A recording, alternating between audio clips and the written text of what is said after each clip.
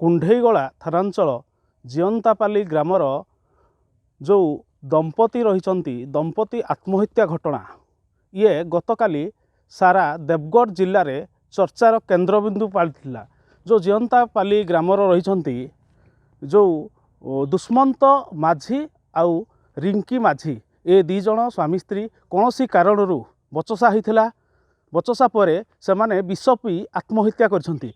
तो आमे आज अच्छु ग्राउंड जीरो रे आमे आज देखा चाहिए जो रही जातीय राजपथरू प्राय 1 किलोमीटर दूर रे ए घटना घटी। आपण आमे आज अच्छु ग्राउंड जीरो रे आपन को सीधा सड़क दृश्य देखैबी। मु कैमेरा पर्सन को कहबी जे से माने गतकाली तांको ससुर घर आसथिले। ससुर घररू फेरिला परे से माने यही स्थान को निर्णय करथिले आउ एठारे विष पीकी आत्महत्या करथिले। आपन को देखैबी कैमेरा पर्सन को देखैबी जो जगह रही यही से स्थानटी रही ए स्थानटी आपन को देखैबी जे एठी से रिंकी माझींकर साल पड़ी जोता मध्य पड़ी आउ जो विषपान करथिले से विषपान रो से जो ठिपी रही से ठिपी मध्य एठारे पड़ी रही आउ आउ मु मध्य देखैबी एठा ता रुमाल मध्य पड़ी आउ से माने कौन तांको सहित एक छुरी आ गोटे टेस्टर मध्य पड़ी।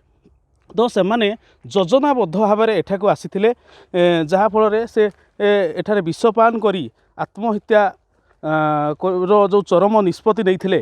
तो सबुठारु बड़ कथा हला जे शिशु पुत्र को सांगरे आनिथिले।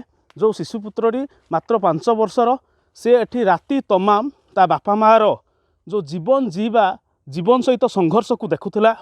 माँ मध्य जीवन सहित संघर्ष करुला। बापार एठारे ही मृत्यु होता।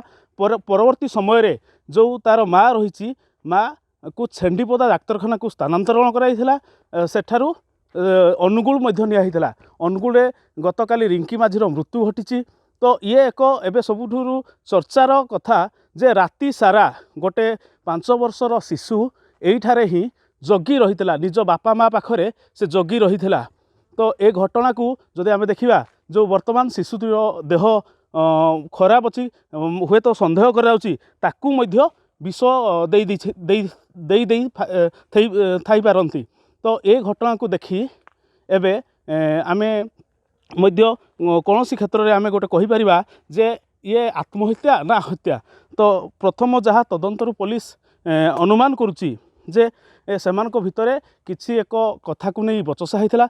बचसा पर से माने आत्महत्यार निष्पत्ति नहीं। तो एबे देवगढ़ पुलिस घटना को नहीं तदंत आरंभ करिछि। तबे देखिया को बाकी रहिला यार कौ कारण पाई एमाने आत्महत्या उद्यम करथिले। Deogarh निर्मल्य Prasad Sahu, Argus news.